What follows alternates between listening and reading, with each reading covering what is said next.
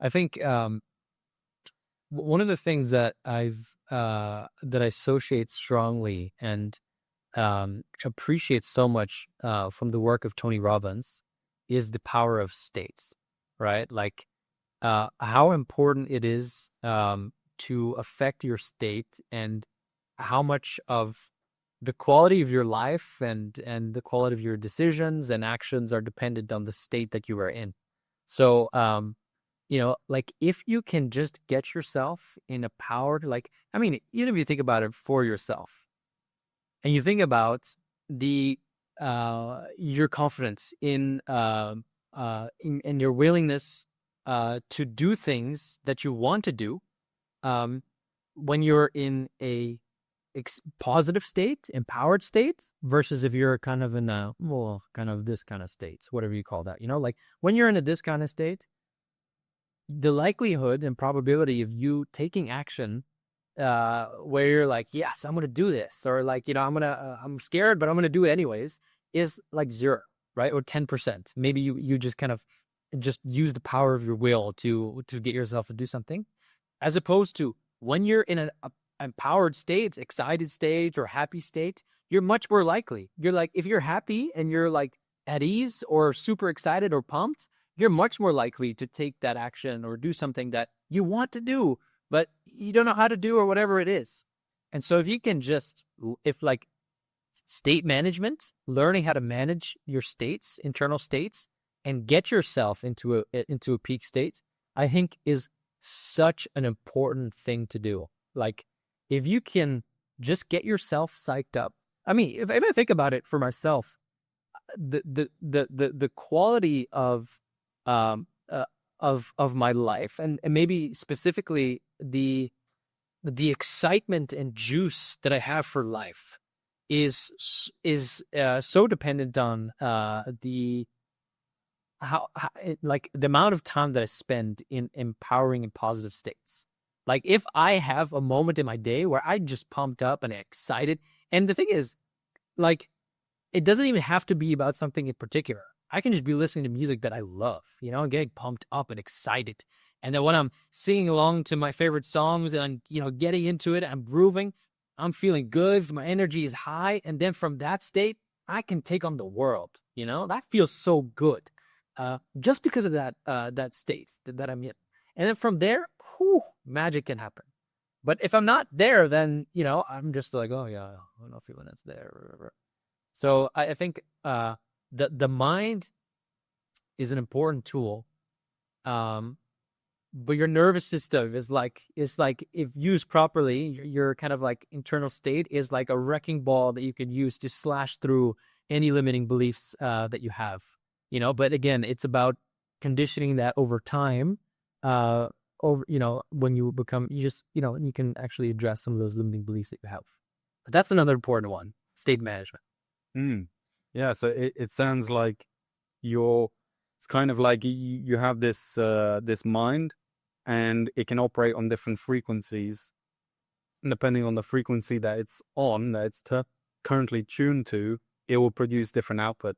So even someone like Tony Robbins, who would be considered a very empowered individual in certain states, he wouldn't be having empowering thoughts. Exactly. The only thing is, because Tony is very familiar with this, he'd be able to probably snap out there and be like, oh yeah, I was in this disempowered state where I was producing these thoughts, these disempowered thoughts. Let's create another state. For sure. Dial it to a different frequency, such that my mind is now producing these different thoughts and helping me navigate where I want to navigate. If you're in a disempowered state, you won't be able to fight your way out of a like bag, like you're just done. So I think, and one of the things that he says is, the importance of movement, physical movement. So if you're not willing to tell yourself that you're awesome, that you're smart, or affirm these things to yourself, which I don't do, by the way, like not in that way. If you can just get yourself, like if you're feeling like kind of depressed and anxious and you're like not happy about where you are, in that moment, you got to get up and just jump, do some jumping jacks, get your body pumping, do something physical. And that already is going to put you in a much, much better state. It's phenomenal. So, if you're in a rut, Go move, do something radical with your body, and that's what I've learned from Tony Robbins, and I think it's a beautiful thing, and it is very silly. And if you see the things that Tony Robbins does, he is a one of a kind. He is a beautiful man. He is so weird in some ways, but I very much appreciate Tony Robbins' influence me, in a profound way, and yeah, he's the man. Nice. Yeah, that it sounds intuitively, that sounds like it would be powerful if you're in a disempowered state and you recognize that and you're like, let me go for a fucking hard run right now. And after, I think it's kind of inevitable that you're going to be in a different state.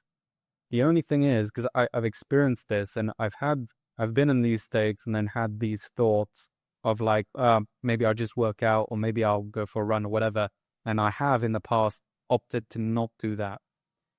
And I'd say it's because I was in a disempowered state that it can be self-perpetuating.